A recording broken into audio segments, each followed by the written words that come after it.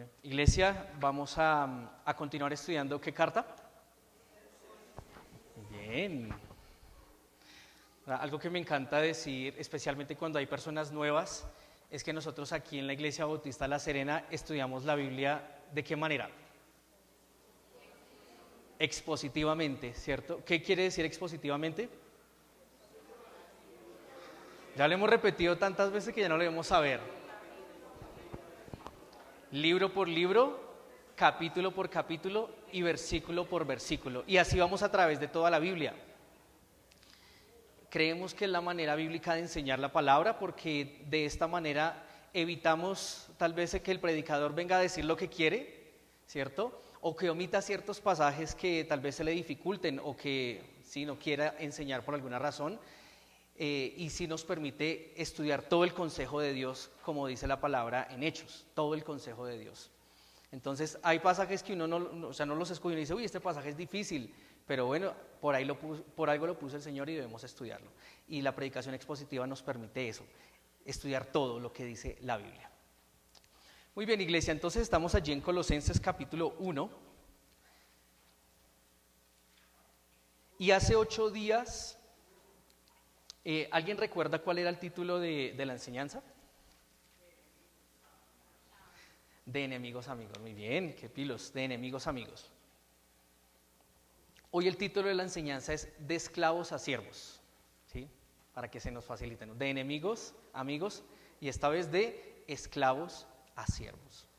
Vamos a leer desde el versículo 24 hasta el versículo 29, Iglesia. Nos vamos a poner en pie y lo vamos a leer todos al unísono. Colosenses capítulo 1, versículos 24 al 29.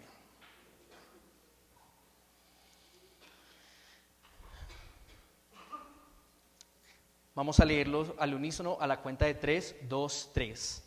Ahora me gozo en lo que padezco por vosotros, y cumple en mi carne lo que falta de las aflicciones de Cristo por su cuerpo, que es la iglesia, de la cual fui hecho ministro según la administración de Dios, que me fue dada para con vosotros, para que anuncie cumplidamente la palabra de Dios, el misterio que había estado oculto desde los siglos y edades, pero que ahora ha sido manifestado a sus santos, a quienes Dios quiso dar a conocer las riquezas de la gloria de este misterio entre los gentiles, que es Cristo en vosotros, la esperanza de gloria, a quien anunciamos, amonestando a todo hombre y enseñando a todo hombre en toda sabiduría, a fin de presentar perfecto en Cristo Jesús a todo hombre, para lo cual también trabajo, luchando según la potencia de Él, la cual actúa poderosamente en mí. Iglesia, en esta mañana vamos a meditar acerca de, les expliqué, les dije el título de esclavos a siervos, pero la enseñanza es específicamente acerca del ministerio. Vamos a hablar acerca del ministerio y vamos a ver 3 puntos del ministerio. Los voy a decir y luego oramos. El ministerio implica un duro sufrimiento. El ministerio es conforme a un llamado específico de Dios. Y el ministerio requiere esfuerzo. Vamos a orar. Bendito Señor, muchas gracias te damos en esta hermosa mañana que nos permites reunirnos, congregarnos como tu cuerpo, la iglesia. Señor, alrededor de tu palabra, con ansias de conocerte, con ansias de conocerte más, con sed, Señor, espiritual para escuchar tu voz, que la necesitamos en nuestro corazón, en nuestra mente, en nuestra vida. Gracias, Señor, porque tu palabra es toda fuente de sabiduría, Señor. Tu palabra lo dice, que en Cristo están escondidos todos los tesoros de la sabiduría y del conocimiento. Y venimos, Señor, para que nos hagas sabios, para que nos uses, Señor, como tus siervos. Alabamos y bendecimos tu santo nombre y, Señor, que este tiempo sea para honrarte a ti solamente. Y hemos orado en Cristo Jesús. Amén. ¿Pueden tomar asiento?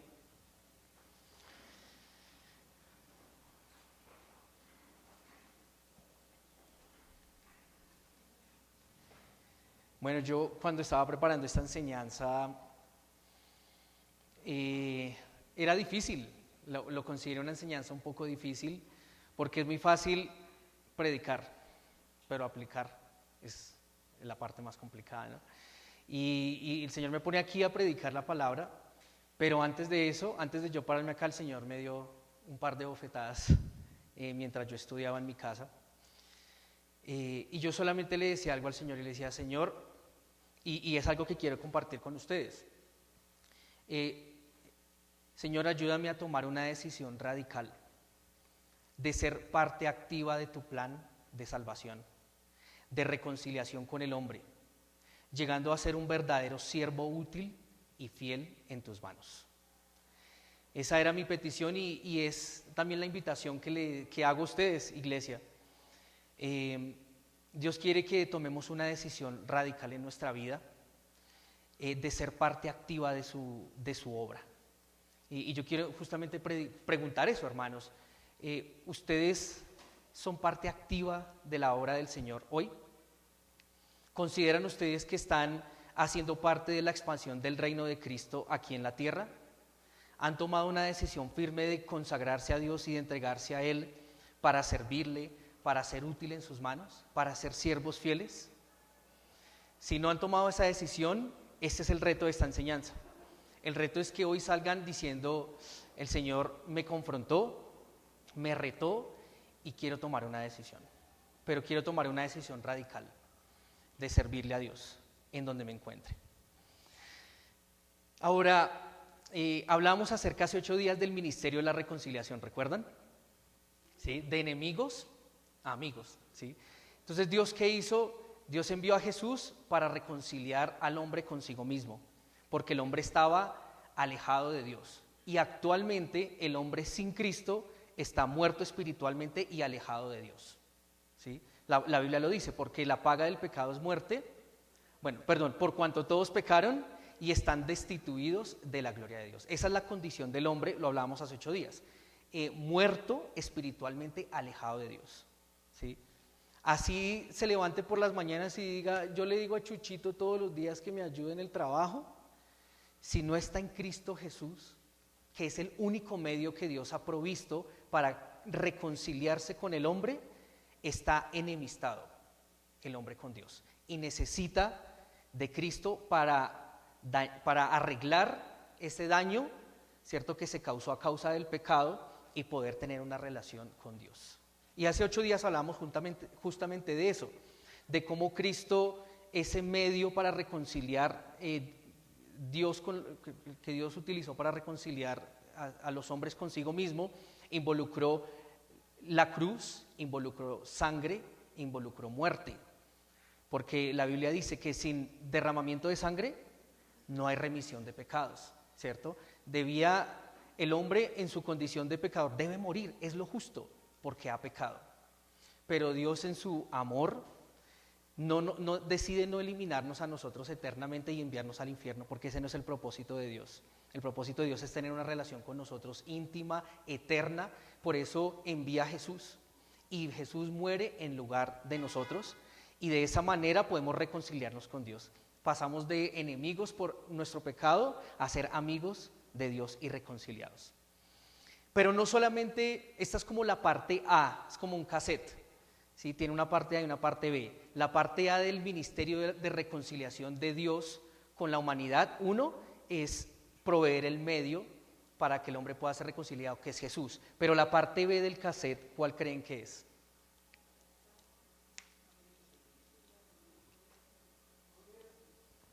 La parte B del cassette es que Dios, en su infinita misericordia, en su infinita sabiduría, desea que nosotros hagamos parte de ese ministerio de reconciliación, ¿sí? Que nosotros seamos quienes anunciemos a Cristo y busquemos reconciliar al hombre con Dios, ¿sí? ¿Se ve usted en esa tarea? ¿Lo ha visto alguna vez así? Dios te mandó a reconciliar al vecino, a tu vecino. Dios mandó a que hables a tu vecino, que hables a tu familiar, que hables a la persona con la que estás en tu trabajo, para que esa persona se pueda reconciliar con Dios, ¿sí? Y Dios te usa a ti y quiere utilizar a su iglesia para reconciliarse con el hombre. Esa es la parte B del ministerio de reconciliación. Quiero que Me encantaría que memorizaran 2 versículos, iglesia. 2 versículos. Romanos capítulo 6, versículo 18 y 2 Corintios 5, 15. Los vamos a ver. Romanos 6, 18.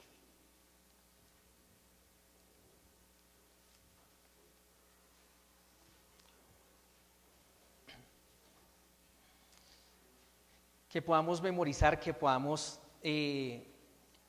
permear estos versos en nuestra vida. Y esto nos va a ayudar a ser esos ministros fieles, esos siervos de Dios que Él anhela. Romanos capítulo 6, versículo 18. Lo vamos a leer todos al tiempo, si les parece. A la cuenta de 3. 2, 3. Y libertaos del pecado, vinisteis a ser siervos de la justicia. ¿Qué dice el versículo? Y libertados del pecado, vinisteis a ser siervos de la justicia. O sea, ¿Dios qué hizo con nosotros? Primero, según este versículo, nos libertó del pecado. ¿Pero simple y llanamente nos libertó del pecado? No. ¿Qué más hizo? Nos hizo siervos de la justicia. ¿Sí? Entonces no solamente dejamos de pecar, como antes pecábamos todos los días, sino que ahora dice Dios, bueno, no solamente tienes que dejar eso, sino que te doy un propósito en tu vida, te doy una ruta por la cual caminar, y es ser siervo. ¿Sí? ¿Eres siervo de Dios? ¿Eres siervo de la justicia? ¿Te ves como siervo de la justicia? Ese es el verso número 1. El verso número 2 que quiero que memoricemos es 2 Corintios 5:15. Vamos a leerlo también todos al unísono. 2 Corintios 5:15.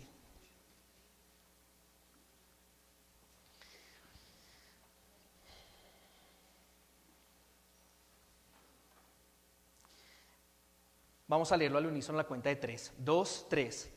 Y por todos murió, para que los que viven ya no vivan para sí, sino para aquel que murió y resucitó por ellos.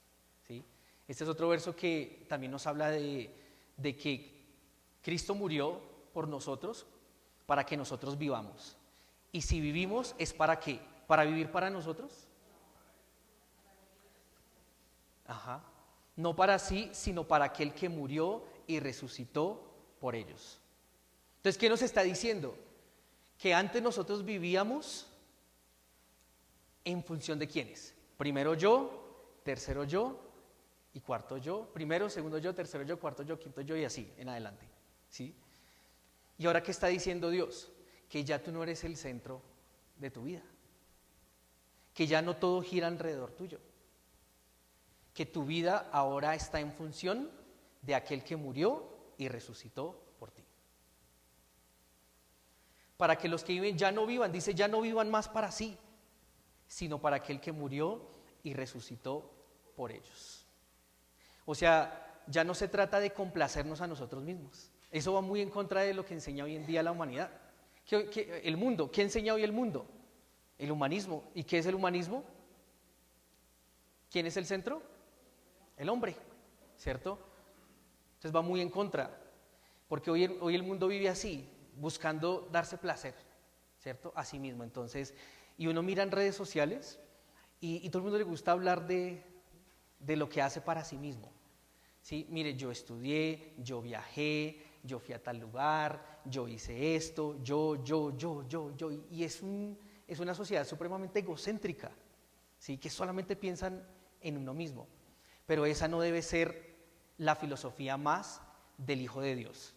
Ya no se trata de lo que yo quiero, ya no se trata de complacerme a mí, ya no se trata de hacer mi voluntad, sino ya está en torno a Dios, ya está en torno a complacer a Dios y hacer la voluntad de Dios. Eso es muy importante, iglesia, que lo tengamos presente, y por eso quiero esos 2 versículos que nos los llevemos esta semana y los podamos memorizar. Ahora, yo no soy el mejor ejemplo de eso tampoco, ¿sí? Yo no puedo decir aquí que yo todo el tiempo estoy súper conectado con Dios. A mí también me pasa que empieza la semana y como que saco a Dios de mi vida. Como que estoy aquí el domingo y sirviendo al Señor y bien, pero llega el lunes y las 8 de la mañana a trabajar. Y como que, Dios, chao. ¿Sí? No sé si les ha pasado a ustedes.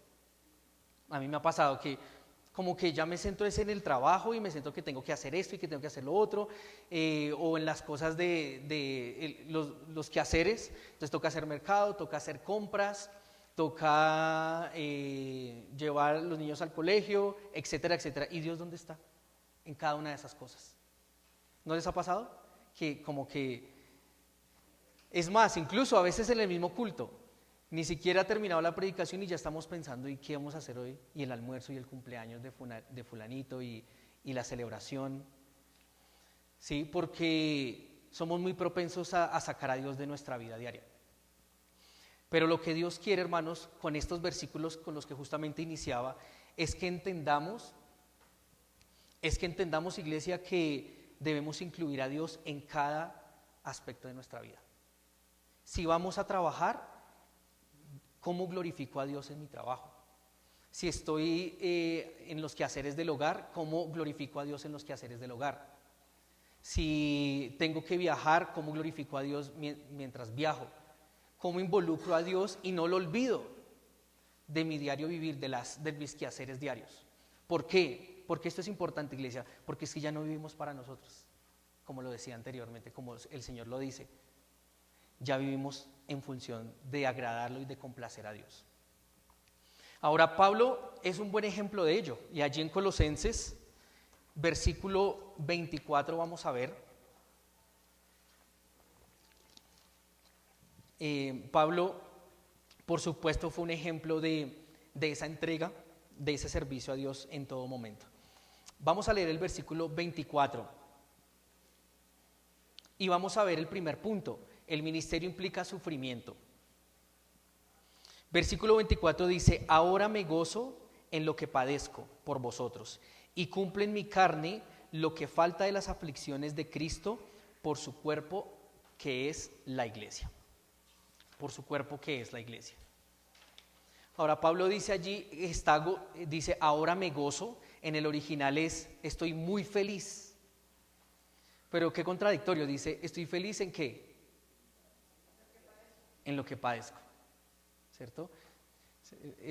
Uno dice, bueno, ¿uno cómo puede decir que estoy supremamente feliz en lo que sufro, en lo que padezco, ¿cierto? No es fácil decir uno estoy gozoso en medio de la aflicción, pero sí era el caso de Pablo, y ya lo vamos a ver por qué. Pero dice, ahora me gozo en lo que padezco por vosotros y cumplo en mi carne lo que falta de las aflicciones de Cristo por su cuerpo. ¿Qué no quiere decir este pasaje? Pablo no está diciendo que a Cristo le faltaron sufrimientos y que Pablo los está completando. ¿Sí me siguen? Porque a simple vista uno podría decir que a Cristo, como que los sufrimientos de Cristo no fueron suficientes. Pero lo que está diciendo Pablo allí es, básicamente, el sufrimiento que tuvo Cristo no se terminó cuando Él fue a la cruz, sino que todos los seguidores de Jesús iban también a heredar ese sufrimiento, iban a participar de ese sufrimiento, como lo dice Juan capítulo 15, versículo 20. No lo vamos a leer, pero dice si a mí me persiguieron, a vosotros también os van a perseguir. Entonces Pablo dice, cumplo en mi carne lo que falta de los sufrimientos de Cristo, continúo cumpliendo esos sufrimientos de Cristo, pero los cumplo en mi carne. Los cumplo en mi carne. Ahora, ¿cuáles fueron los sufrimientos de Pablo? ¿Sí? ¿Sufrió Pablo en la carne por el Evangelio? Sí, muchísimo. Aquí no está hablando aquí Pablo está hablando específicamente de los sufrimientos en la carne, no está hablando de los sufrimientos espirituales, ¿sí? Desánimo, luchas espirituales, sino específicamente de los sufrimientos en la carne, ¿sí? Ahora, ustedes y yo, iglesia, no hemos llegado ni siquiera a una pequeña porción de los sufrimientos de Pablo en la carne, ¿sí? Y quiero que veamos rápidamente, ya lo hemos visto, pero como a manera de repaso, en 2 Corintios capítulo 11.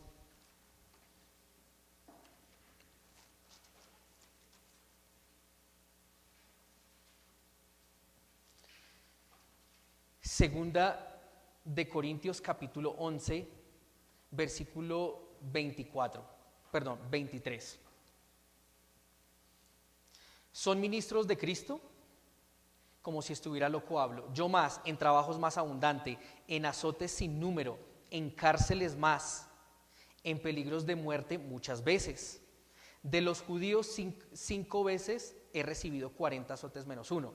3 veces he sido azotado con varas, 1 vez he apedreado, 3 veces he padecido naufragio, 1 noche y 1 día he estado como náufrago en alta mar, en caminos muchas veces, en peligros de ríos, peligros de ladrones, peligros de los de mi nación, peligros de los gentiles, peligros en la ciudad, peligros en el desierto, peligros en el mar, peligros entre falsos hermanos, en trabajo y fatiga, en muchos desvelos, en hambre, sed, en ayunos, en fríos y en desnudez. ¿Cuánto sufrimiento, no? Y Pablo dice, yo lo estoy sufriendo en mi carne, los sufrimientos de Cristo. Ahora, ¿Cristo sufrió también en la carne? Quiero que vayamos y recordemos un poco, vayamos a Mateo capítulo 27.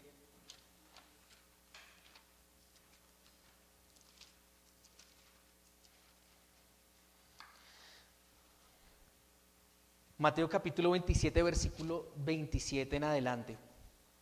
Vamos a hacer un recorderis. Dice allí: entonces los soldados del gobernador llevaron a Jesús al pretorio y reunieron alrededor de él a toda la compañía. Y desnudándole, le echaron encima un manto de escarlata y pusieron sobre su cabeza una corona tejida de espinas y una caña en su mano derecha. Hincando la rodilla, es decir, arrodillándose, hincando la rodilla delante de él, le escarnecían diciendo: salve, rey de los judíos. Y escupiéndole, tomaban la caña y le golpeaban en la cabeza. Después de haberle escarnecido, le quitaron el manto, le pusieron sus vestidos y le llevaron para crucificarle. Ahora, la crucifixión era en ese entonces la peor forma de morir, ¿sí? La forma más humillante de morir, ser crucificado. Cuando una persona era crucificada, más o menos moría de 2 a 3 días. Moría de sed, de agotamiento y finalmente de asfixia.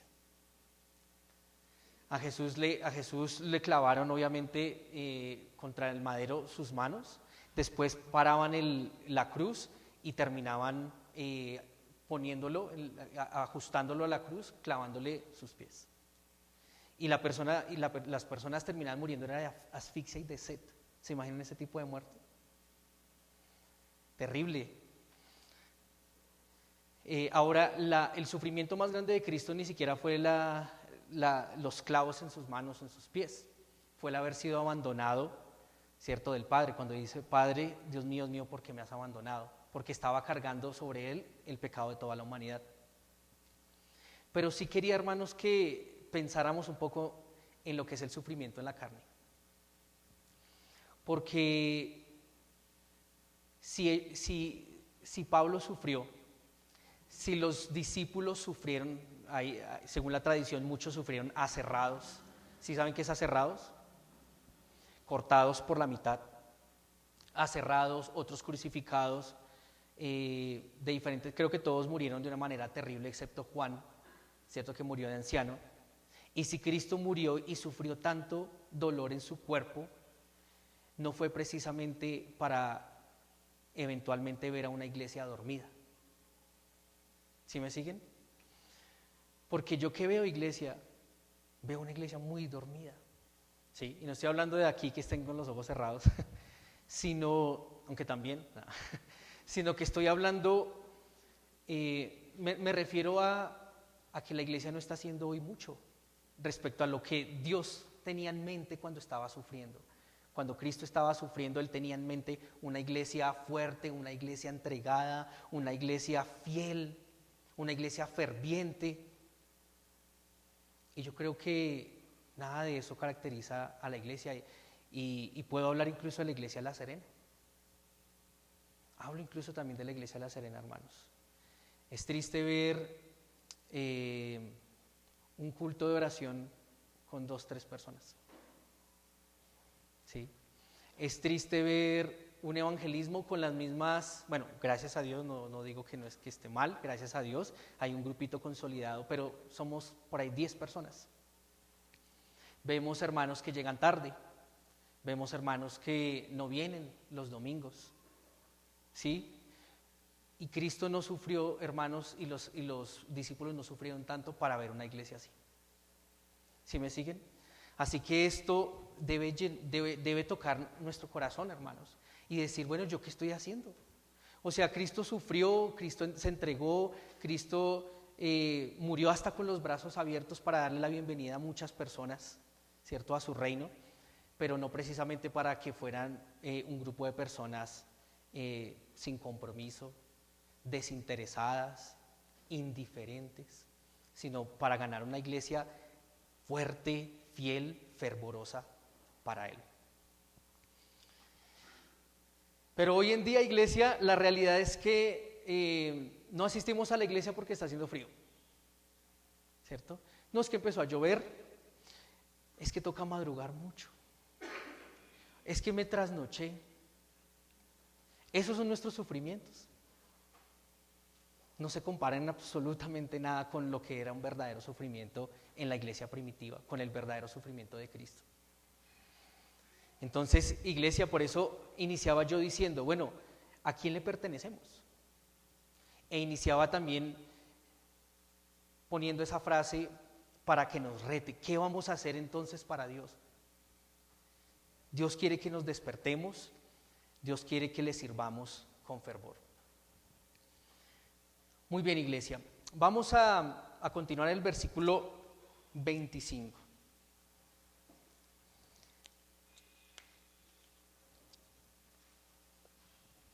Entonces el ministerio incluye sufrimiento. Realmente yo dije, yo no debería estar aquí hablando de sufrimiento, porque a nosotros no nos aplica esto, iglesia. O sea, tal vez nos aplica ciertos sufrimientos, pero muy leves, que me rechazaron, que me dijeron que no fui a evangelizar y me dijeron que no, me dijeron fanático o religioso y ya. Pero yo dije, no somos dignos, ni siquiera somos dignos de identificarnos con Cristo porque no padecemos por Él. No padecemos por Él. Ante el más mínimo impedimento, renunciamos. ¿Sí? Y Dios no quiere eso, iglesia. Dios no quiere eso. Y el Señor nos pone a nosotros los pastores, maestros, ancianos para exhortar a la iglesia a que despierte. A que despierte, hermanos. Ya no nos pertenecemos a nosotros, le pertenecemos a Dios. Entonces debemos estar como siervos de Él. Y va a haber una recompensa, pero no lo hacemos por la recompensa, no lo hacemos es porque le amamos y estamos agradecidos. Bueno, el versículo 25, el ministerio es conforme a un llamado específico. Entonces aquí quiero empezar. Versículo 25 dice, de la cual fui hecho ministro según la administración de Dios, que me fue dada para con vosotros, para que anuncie cumplidamente la palabra de Dios. Entonces usted puede decir, bueno, ¿yo cómo le sirvo a Dios? Ya hablamos acerca de, tal vez mencioné la importancia de congregarnos, la importancia de estar unidos, ¿sí?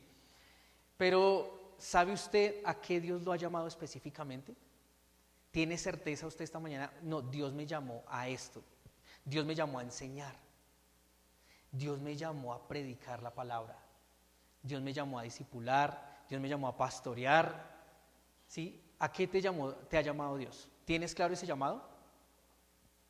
¿Conoces tus dones? ¿Tienes seguridad de cuáles son los dones que Dios te ha dado? Y la pregunta más importante, ¿eres un buen administrador de esos dones y de ese ministerio que Dios te ha dado? La verdad, hermanos, es que aquí creo que todos nos rajamos, ¿sí? Todos nos rajamos, pero el objetivo es tomar una decisión hoy, radical, de empezar a comprometerme con Dios. Pablo dice en el versículo 25, de la cual fui hecho ministro, hablando de la iglesia. Estaba hablando al final del versículo anterior de la iglesia. Pablo fue hecho ministro de la iglesia, llegó a ser ministro. La palabra ministro es servidor, diáconos en el original.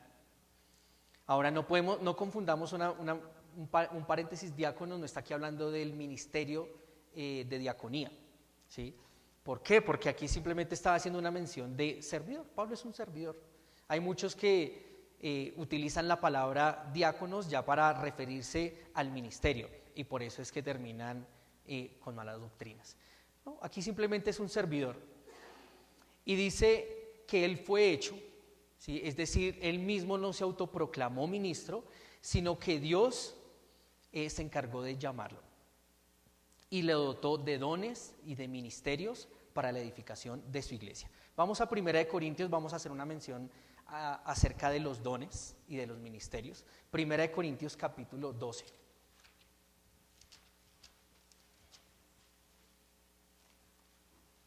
Versículos 4 al 6.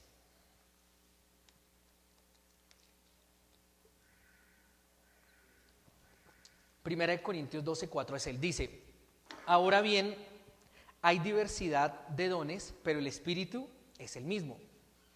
Y hay diversidad de ministerios, pero el Señor es el mismo. Y hay diversidad de operaciones, pero Dios, que hace todas las cosas en todos, es el mismo. Entonces, según este versículo, ¿quién reparte los dones? Sí, Dios, ¿por medio de quién? Del Espíritu Santo, muy bien. ¿Y quién da los ministerios? Cristo, ahí lo dice, ¿no? Y hay diversidad de ministerios, pero el Señor, hablando de Jesús, es el mismo. Y hay diversidad de operaciones. ¿Quién da las operaciones?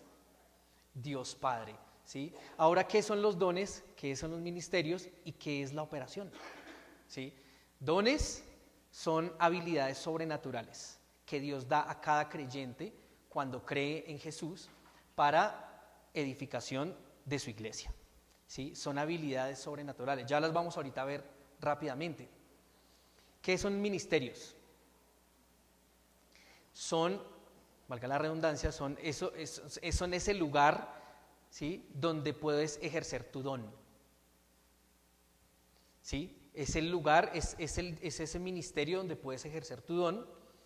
¿Y las operaciones qué son? Las operaciones, en el original la palabra operación es energía o poder. Entonces es el poder de Dios para que tú puedas llevar a cabo, ejercer tu don en tu ministerio. ¿Sí? Es el poder de Dios para poder llevar a cabo ese ministerio al que te ha llamado. Entonces vamos a ver rápidamente en Romanos capítulo 12 y vamos a hacer un análisis, una evaluación interna. Un día vamos a hacer un taller, iglesia, todos, para poder descifrar nuestros dones, si de pronto tienes duda.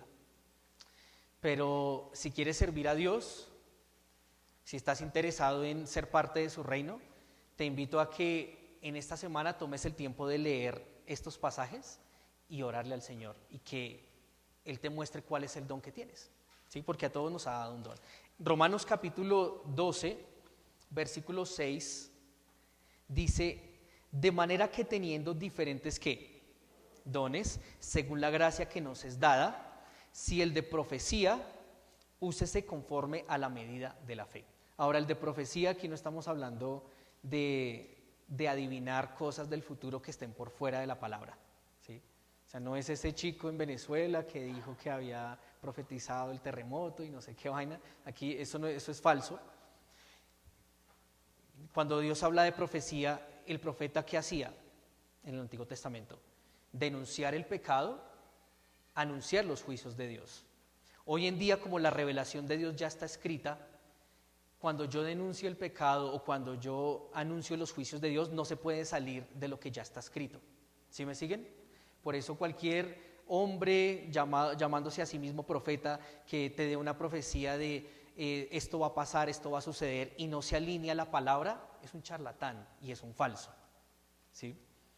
Así que hoy en día el don de profecía se asemeja tal vez más casi que al de maestro o evangelista, de alguna otra manera, porque ¿qué hace un maestro evangelista? Denuncia el pecado y anuncia los juicios de Dios conforme a los que está escrito.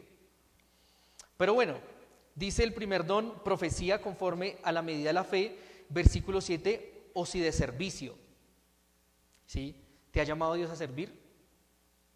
O el que enseña, tal vez tienes una pasión por instruir a otros.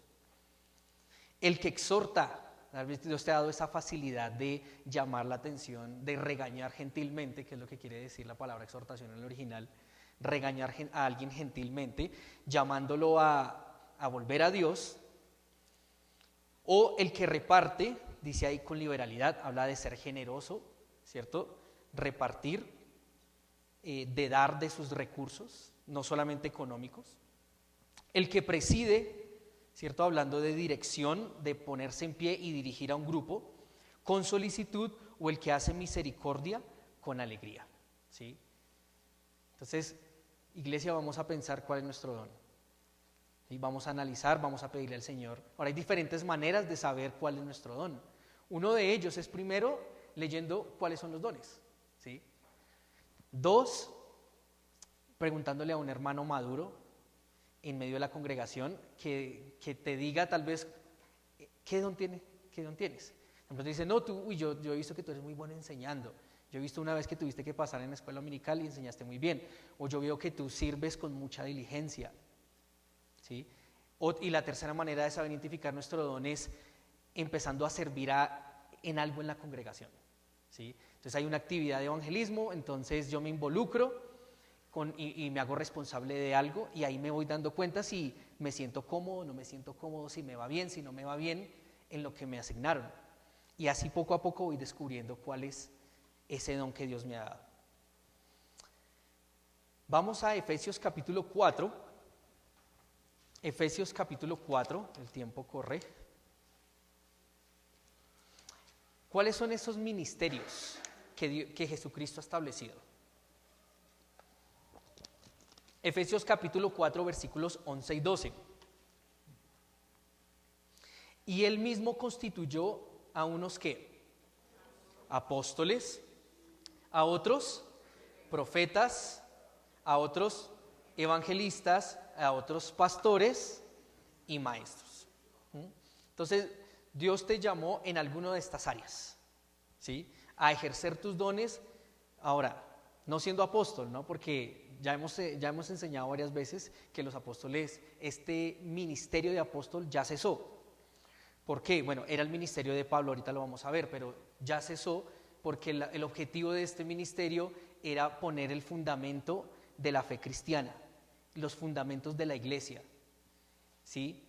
Y ya los apóstoles cumplieron con esa función. Hoy en día ya no hay más fundamento, ya no hay necesidad de poner más fundamento. Por eso todos esos que se llaman así apóstoles son falsos apóstoles, ¿sí? No son apóstoles conforme a la palabra, conforme al ministerio.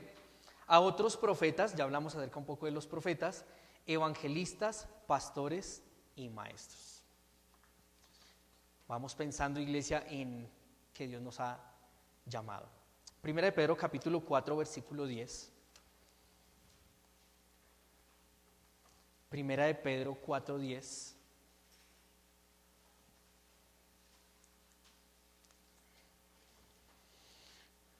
Lo más importante, iglesia, cada uno, según el don que ha recibido, ministrelo a los otros como ¿qué? Como buenos administradores de la multiforme gracia de Dios. Y ahí es donde nosotros tenemos que también ser confrontados, porque pueda que muchos ya conozcamos, pueda que muchos no conozcan sus dones y están en ese proceso, pero pueda que otros ya conozcamos cuáles son nuestros dones y cuál es el ministerio al cual Dios nos ha llamado. Y la pregunta es, ¿estamos administrando ese don diligentemente? Si Dios te ha llamado a enseñar, ¿estás enseñando a otros? Si Dios te ha llamado a evangelizar, ¿estás evangelizando a otros? Si Dios te ha llamado a pastorear, ¿estás pastoreando diligentemente? ¿Qué estás haciendo con esos recursos que el Señor ha puesto en tus manos? ¿Qué estamos haciendo con esos recursos que Dios ha puesto en nuestras manos? ¿Cuál era el ministerio de Pablo? Vayamos allí nuevamente a Colosenses. Colosenses capítulo 1, versículo 25. De la cual fui hecho ministro según la administración de Dios que me fue dada para con vosotros. Y aquí la palabra administración es importante porque nosotros somos administradores, como lo leíamos ahorita, administradores de la multiforme gracia de Dios. Nosotros nos dan unos dones, pero no es para que los ignoremos, no es para que los escondamos, sino es para que ¿qué? Los pongamos en obra, ¿cierto? Los pongamos en uso, los administremos. Si Dios te ha dado el don de misericordia, el don de servicio, todos los que acabamos, el don de presidir, el don de dar con liberalidad, y no estás haciendo nada con ese don, estás siendo un siervo infiel. Estamos siendo siervos infieles, no estamos siendo buenos administradores de lo que Dios nos ha dado. Pero Pablo dice, según la administración que me fue dada para con vosotros, para que ¿qué? Anuncie cumplidamente la palabra de Dios. Ese fue el llamado de Pablo, anunciar la palabra de Dios. ¿Sí? En Colosas, él no fue llamado a pastorear a los hermanos en Colosas, él no fue llamado a resolver o a exhortar a los hermanos en Colosas propiamente, sino su ministerio, ¿cuál fue en Colosas? Anunciar la palabra, predicar la palabra. El ministerio de Pablo fue colocar esos cimientos del evangelio, especialmente a los gentiles. Hechos capítulo 22, versículo 21. Ahí claramente se ve que Pablo fue llamado a los gentiles. Hechos 22, 21.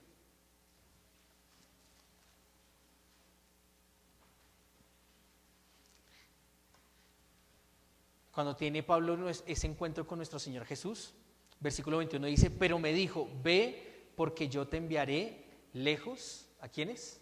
A los gentiles. A los gentiles. Primera de Corintios capítulo 3, versículo 10, habla de ese fundamento que les hablaba que los apóstoles fueron llamados a poner. Primera de Corintios 3, 10.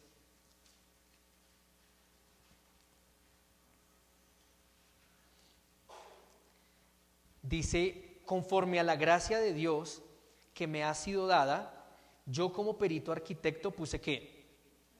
El fundamento. ¿Sí? Ellos ponían el fundamento como perito arquitecto. Otro edifica encima, pero cada uno mire cómo sobreedifica, porque nadie puede poner ¿qué? Otro fundamento que el que ya está puesto, el cual es Jesucristo. El cual es Jesucristo. Mateo 16, 19. Ese es un versículo tal vez un poco difícil de entender. Mateo 16, 19.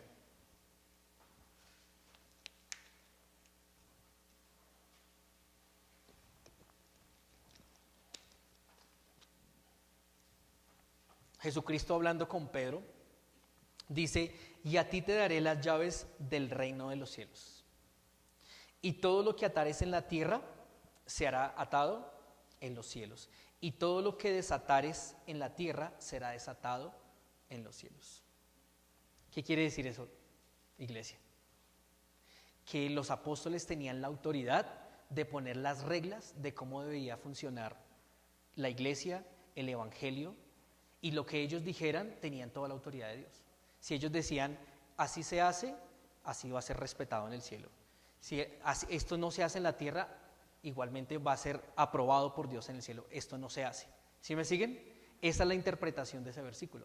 Entonces, los apóstoles tuvieron esa responsabilidad y esa autoridad de decir, así se hace, así no se hace.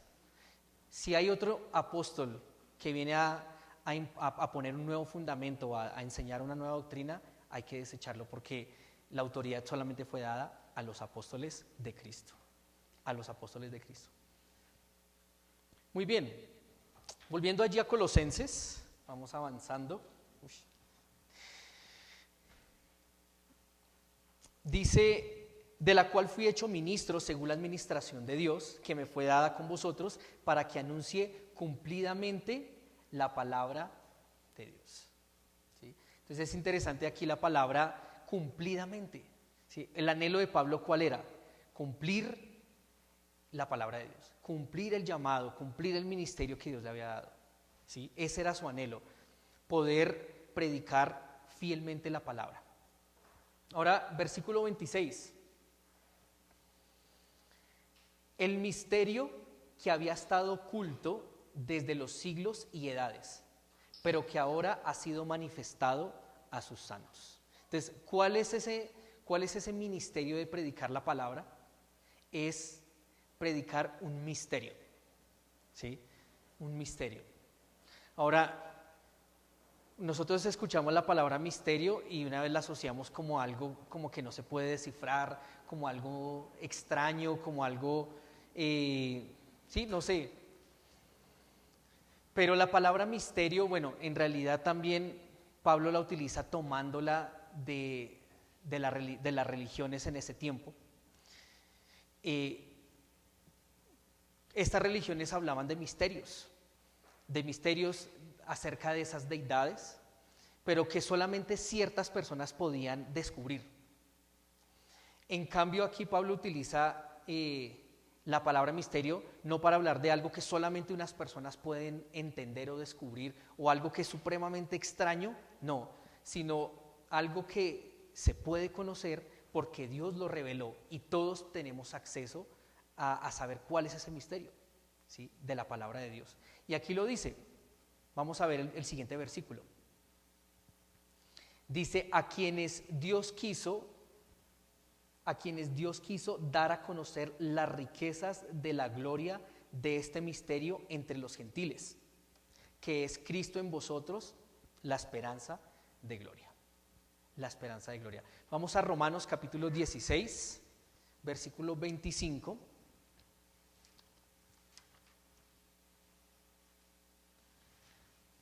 Romanos 16, 25, también Pablo hace mención de este misterio.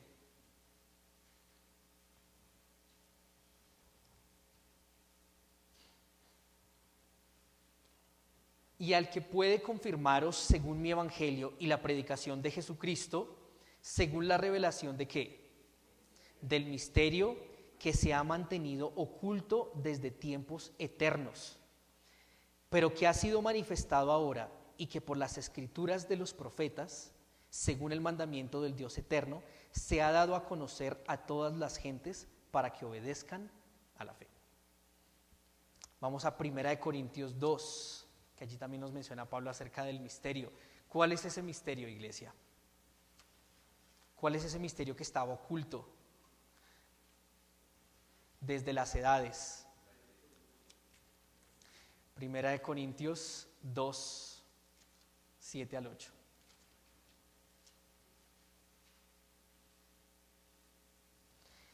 Dice allí la palabra, mas hablamos sabiduría de Dios ¿en qué?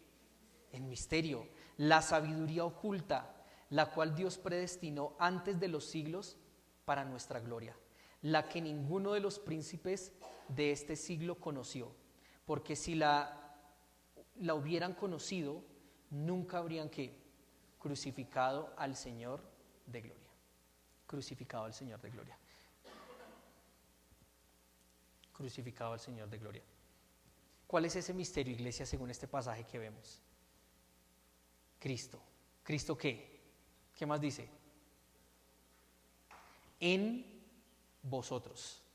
¿Sí? Dice Cristo en vosotros. Este misterio entre los gentiles, que es Cristo en vosotros. El misterio del que habla Pablo es que Cristo iba a habitar, iba a vivir en los gentiles. ¿Quiénes son gentiles? Nosotros. Ese es el misterio que no quiere decir que antiguamente Dios no hubiese hablado de salvación de los gentiles, porque en el Antiguo Testamento Dios habló de salvar a los gentiles. Vemos, por ejemplo, a Nínive, como Jonás fue enviado a predicar a Nínive, a que se arrepintieran. Sino habla de que no se sabía de qué manera iban a ser salvos, cómo íbamos a llegar nosotros los gentiles a ser salvos. Y la palabra nos dice allí que es a través de que en nosotros morase Cristo, ¿sí? Por medio del Espíritu Santo. Vamos a Hechos capítulo 15, el concilio de Jerusalén.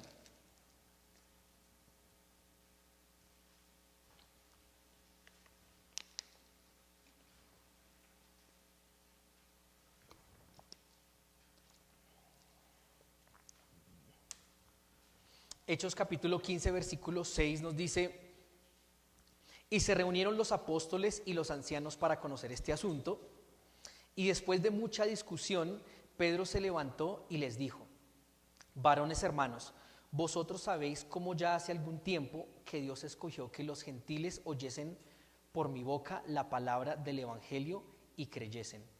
Y Dios, que conoce los corazones, les dio testimonio que, dándoles el Espíritu Santo, lo mismo que a nosotros, y ninguna diferencia hizo entre nosotros y ellos, purificando por la fe sus corazones.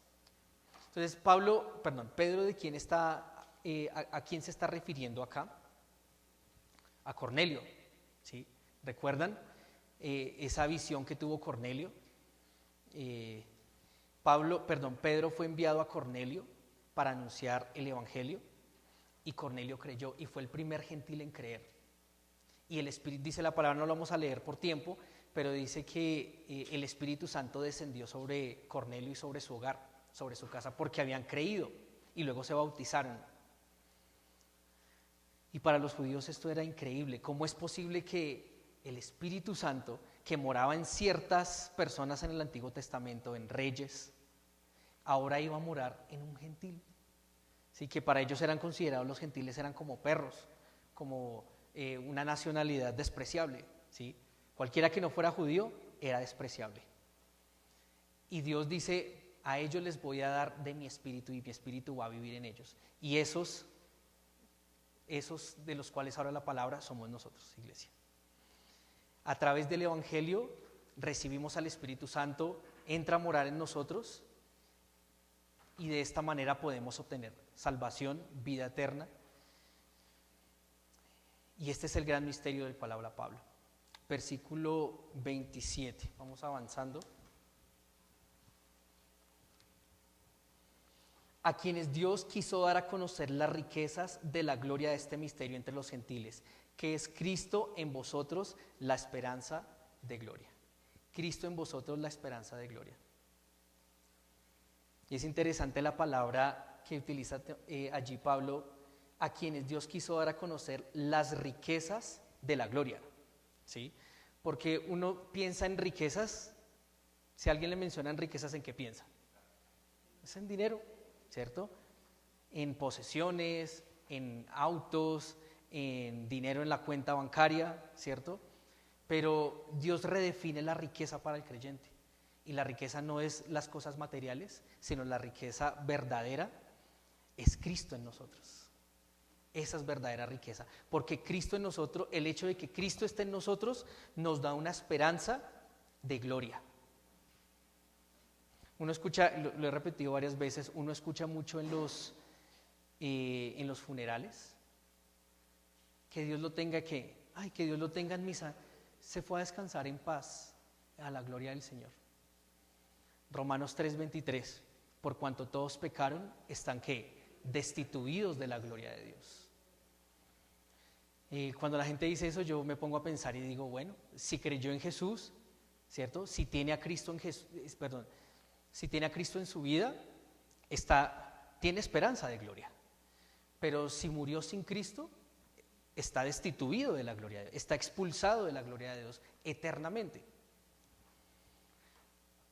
Iglesia, pero a nosotros se nos dio, dice la palabra, Dios nos quiso dar a conocer las riquezas de la gloria. Primero se la dio a conocer, por supuesto, a los discípulos para que nosotros, a través de su predicación, la conociéramos. Efesios capítulo 3, versículo 5. Efesios 3, 5 al 6.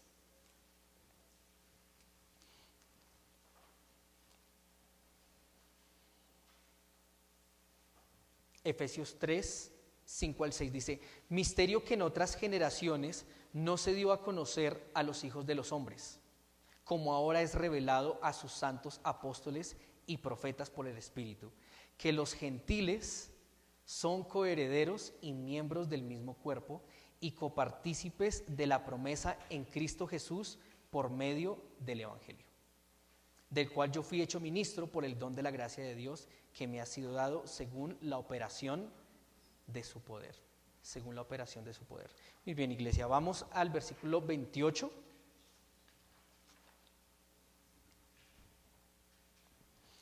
El versículo 28 en Colosenses 1 dice, a quien anunciamos, amonestando a todo hombre y enseñando a todo hombre en toda sabiduría, a fin de presentar perfecto en Cristo Jesús a todo hombre. Entonces, el ministerio de Pablo era anunciar la palabra cumplidamente, pero aquí nos da como otra arista de lo que es el ministerio de anunciar. No solamente es anunciar, no solamente es decir Cristo murió, sino también es amonestar. ¿Sí? ¿Y qué es amonestar aquí en el original? Exhortar. Exhortar.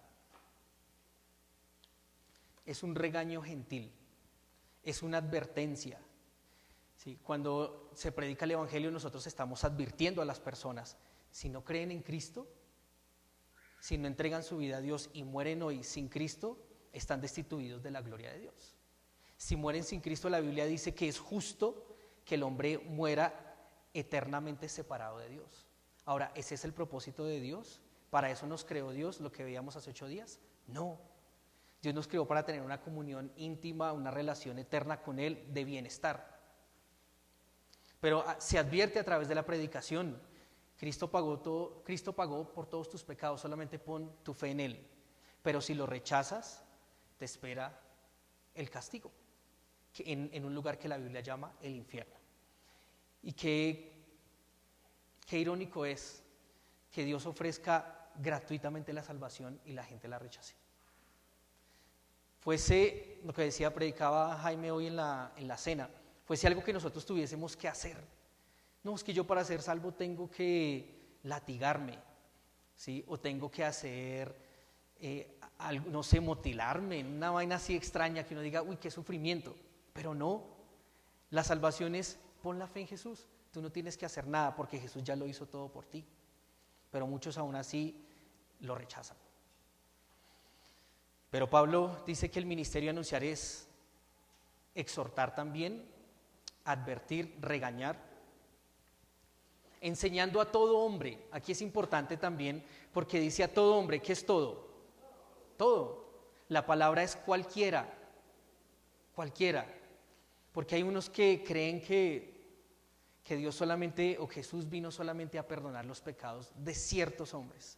Entonces ciertos hombres solamente van a ser salvos y tienen que conocer, esos ciertos hombres conocen la palabra. Pero Dios no dice que a ciertos hombres, Dios no dice a fin de enseñar o de exhortar o de anunciar a ciertos hombres, sino dice a todo hombre, en toda sabiduría. Los siguientes versículos en el capítulo 2 vamos a hablar en más detalle de la sabiduría, entonces no me voy a tener allí. En toda sabiduría, a fin de presentar perfecto en Cristo Jesús a todo hombre. La palabra aquí, presentar perfecto, es maduro. ¿Sí? El propósito, iglesia, de nosotros como pastores es presentarlos a cada uno de ustedes maduro ante Dios. Por eso a veces regañamos, por eso exhortamos, ¿sí? Porque esa es nuestra labor, presentarlos un día a ustedes maduros, completos, es lo que dice la palabra en el original, en Cristo Jesús. Lo dice allí en Hebreos capítulo 13, versículo 17, Hebreos 13, 17.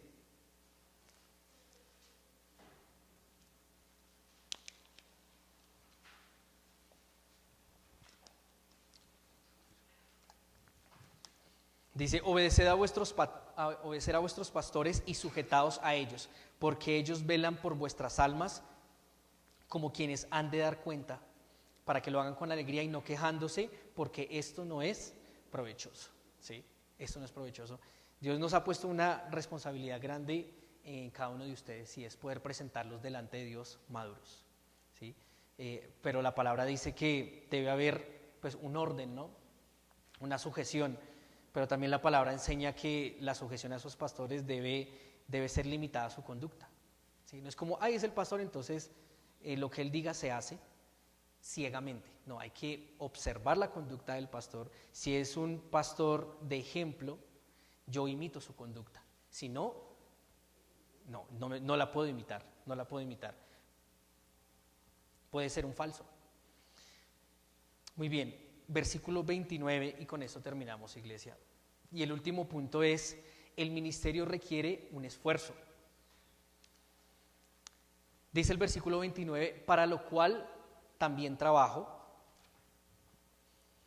luchando según la potencia de Él, la cual actúa poderosamente en mí. Ahora es interesante que la palabra aquí, trabajar, cuando dice para lo cual trabajo, es trabajar afanosamente, hasta la fatiga, como decimos coloquialmente aquí en Colombia, molerse el lomo. Esa es la manera en que Pablo trabajaba, iglesia. Hasta fatigarse. Pregunta, el ministerio que Dios te ha dado, los dones que Dios te ha dado, ¿los pones al servicio de Dios trabajando hasta fatigarte? ¿Hasta cansarte? Dice la palabra allí, para lo cual también trabajo, luchando. Y esta palabra se utiliza en una competencia o en una guerra. Y quiere decir luchar hasta agonizar. Luchar hasta agonizar.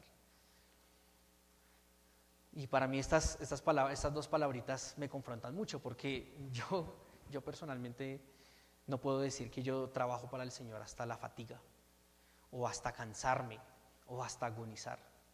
Pero es la manera en que Dios quiere que nosotros trabajemos, o sea, que tengamos esa mentalidad. Servir a Dios implica servirlo hasta cansarnos, ¿sí? Si implica trasnocho, si implica soportar algún tipo de sufrimiento, burla, rechazo, si implica incluso hasta sufrir en nuestra carne, pero debemos estar dispuestos a hacerlo. Ese es el ejemplo que nos deja Pablo y por supuesto de nuestro Señor Jesús también. Pero algo muy hermoso que vemos en este pasaje es que el trabajar hasta cansarse, hasta fatigarse, el luchar hasta agonizar, es según la potencia de Él, la cual actúa poderosamente en mí. Eso es lo hermoso del cristianismo. Eso es lo que yo amo del cristianismo, que no se trata de cuánto yo me esfuerzo. Uy, es que yo tengo que hacer una cantidad de cosas para poder ser acepto delante de Dios, para que sea agradable delante de Dios. No, yo lo único que tengo que hacer es creer, confiar en Dios y Él me da la fuerza. Es su Espíritu obrando en mí el que permite que yo pueda trabajar, el que yo pueda permanecer, el que yo pueda persistir, el que yo pueda continuar. Es finalmente la fuerza de Dios en nosotros. Es finalmente su fuerza. Muy bien, hermanos, vamos a Lucas capítulo 17 y con este versículo terminamos. Lucas 17, 9 al 10.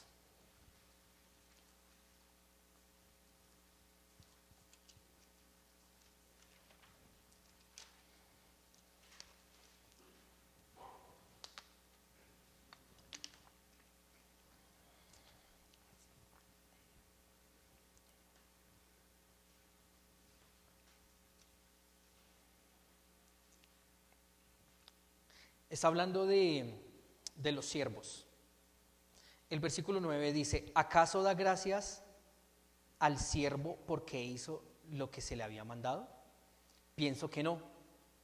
Así también vosotros, cuando hayáis hecho todo lo que os ha sido ordenado, decid, siervos inútiles somos, porque lo que debíamos hacer, hicimos.